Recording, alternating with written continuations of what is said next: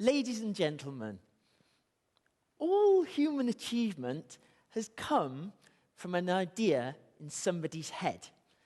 We need to be reminded about this amazing fact because it's both exciting and amazingly empowering. And today, I'm here to remind you how incredible your human brain is. And it's incredible because it can do something that no other brain in the animal kingdom can do. And that is to think of a concept in the future and then come up with a plan to make that concept happen. And today, I'm going to be talking about 3 ways to have fabulous ideas.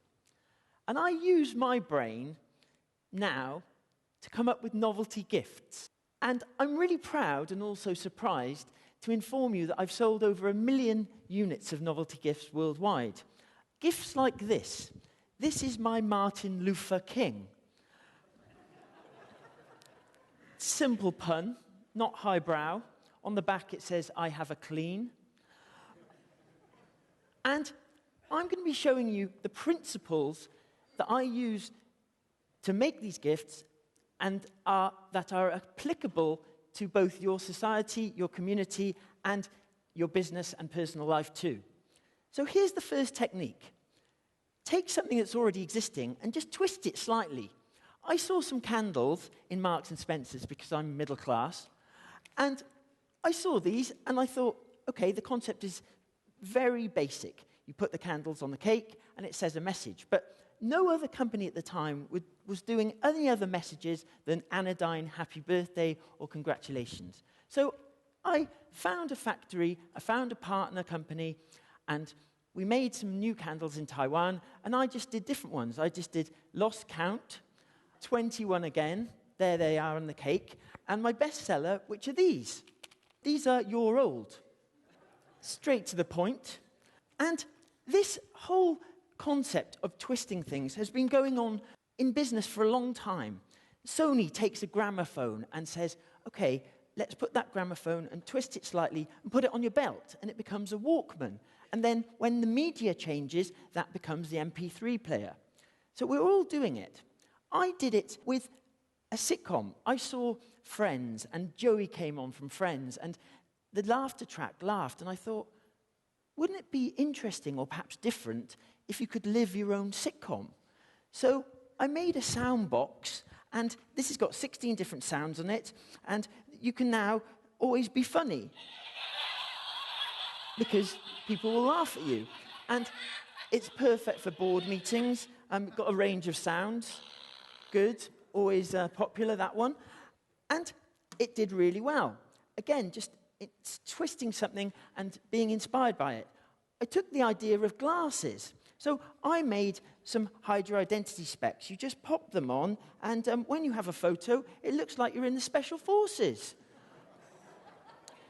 So if you want to look like an international man or woman of mystery, you just pop these on. You don't need Photoshop. That's 800 quid odd. These are $2.99. Your boss will never know you're a pervert. Brilliant. I think when you think differently, you act differently. And in schools, there's a real onus on pass and fail.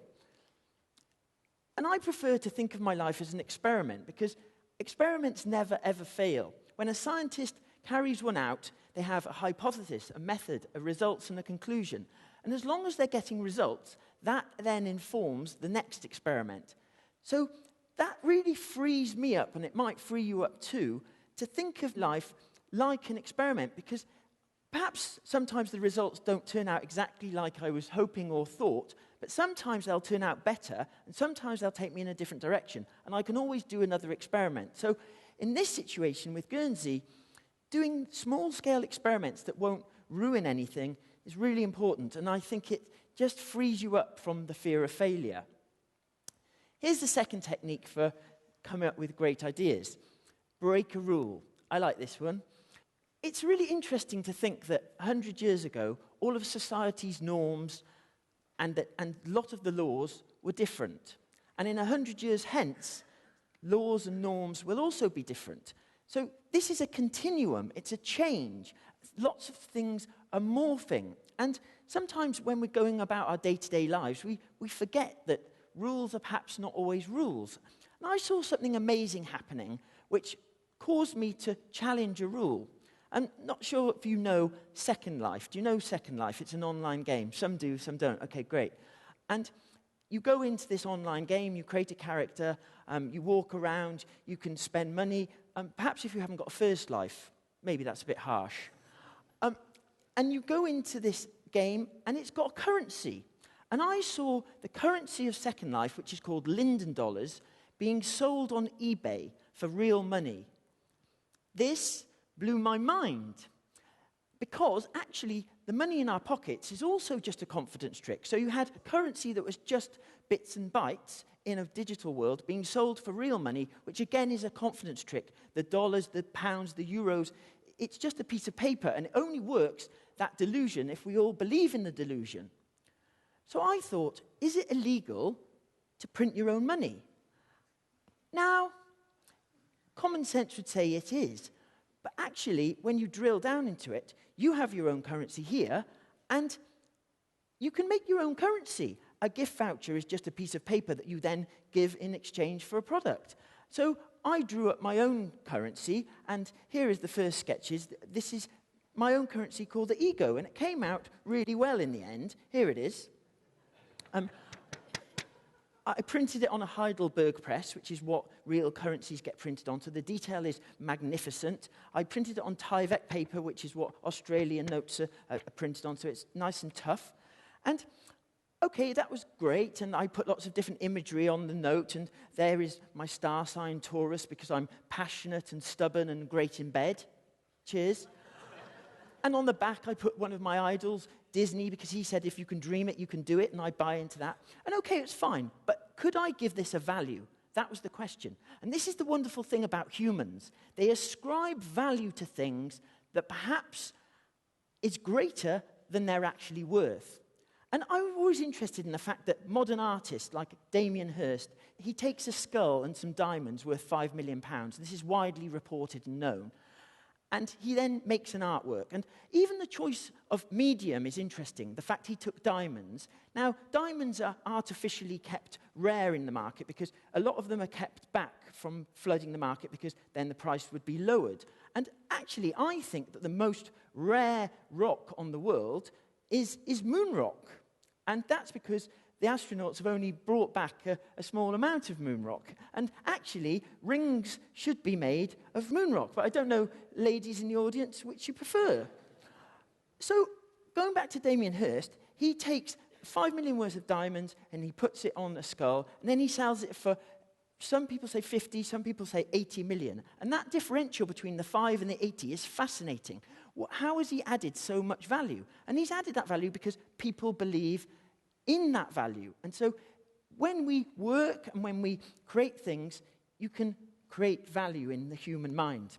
And I thought, I wonder if I could give value to my note that I made. And I've put it on eBay. Currently, one ego sells every week for about £1.52, which is a better exchange rate than the dollar and the euro. Not bad at all. And we see this breaking of rules all over the place. The rule used to be with vacuum cleaners, it needed a vacuum. But then an amazing man made 5,000 odd prototypes, which is mind-blowing. And he said, I don't need a vacuum. I'm going to make a cyclone. So instead of calling him a vacuum cleaner, we call him a Dyson. So we can all break rules and challenge rules and have amazing results. And I think we're living in the most amazing, incredible time in history. And that's because we have the internet. We could have been born along the human continuum at any time, in a famine, in a war, but we've been born at a time with the internet. And this means that knowledge is no longer so much power, because we all have access to knowledge, and now the real power is connecting bits of knowledge that have hitherto not been connected. And that is the definition of creativity. And I use triggers because I think unless you're inspired in, it's very hard to be inspiring out. So I think horses' names are really inspirational and lyrical and poetic. So I look at the Racing Post. or any horse racing magazine. And when you look at these horses' names, they just send your mind down a different route. And I looked at the top one there, which was World Series, and I was trying to think about a campaign, a viral campaign, and I thought World Series. And I was also looking at Google, and I thought, okay, World Series, Google, what can I do? So I came up with this, which was a new Google homepage, which is Google Nigeria. It says, please enter your account number, search for inheritance. Got 80,000 hits within 3 hours. Wildly exciting. Not so exciting, I got a writ from Google. No worries, we sorted it out. It's fine. Here's the third technique. Take an idea from another industry or another community, something completely outside of your normal realm of expertise, and apply it to yours. I was fascinated with the publishing industry. I really wanted a bestseller, and I don't know if you know, but a bestseller is denoted by sales of 10,000 books. Now, I took 8 years to write some books. These are 2 of my books. And they've got great reviews on Amazon, but they never sold in the volume of my novelty gifts. And this confused me and intrigued me. So I made another book, and here's the book I made, this time in 9 days. This is What Every Man Thinks About Apart from Sex, and inside it's got 200 completely blank pages. Now, it was incredibly empowering. I found a printing company, they made it. I found a designer, all online. I had an Amazon account. No one told me no. Incredible, I had it. And so then I got some PR, wonderful small article in the offline news world, which was a newspaper. And then that triggered a producer to see it and put it on TV. And look what happened. Have you seen this new book? I have. I applaud it. It's 200 pages long, and it's the result of many years of thorough scientific research. And as you can see... Completely blank. Completely... Hilarious. Absolutely empty. It's the hit. Apparently students are using it for notes. But listen, it's not true. I mean, I would bet you a tenner, and I would bet you a tenner. What way? No, listen. Do you, I mean... Thank you for backing me up. Do you think about sex all the time? Do you think about sex all the time? Most men don't. I know, it's hilarious. It's 8:45 in the morning, you know. Don't incriminate yourself. The ratio changes as the day goes on, but I think that's pretty accurate, yeah. I love the way she's trying to intellectualize an absolute nonsense. It started to go wild then. It first got reported online, and then bloggers could take the golden triumvirate of online marketing, which is they copy your story, they take your pictures, and they find a YouTube video. And that then made it go wild. And I had amazing journalists contacting me from around the world, and they would write to me and say, Professor Simove, because I put Professor Simove at the bottom, even though I'm not a professor. They say, Professor Simove, can we have an interview? I'd say, sure. So it went ballistic, and because it was online, it got linked to Amazon, and it sold really well. And it went to number 44 in the Amazon charts, which isn't bad for a blank book, is it? And I thought, it can't get much better than this. But then it did. And I received an email that I thought, hold on, this must be a joke. And I thought it was from one of my friends. And the email read thus. It said, Dear Shed, we really love your book, What Every Man Thinks About Apart from Sex. We are a publisher from Spain, and we want to translate your book and pay you a huge advance. I thought, no. And I looked at the footer, and it all checked out. So now, ladies and gentlemen, I've been published in Spanish. Dead chuffed, brilliant. I went to Croatia. It was awesome, really exciting.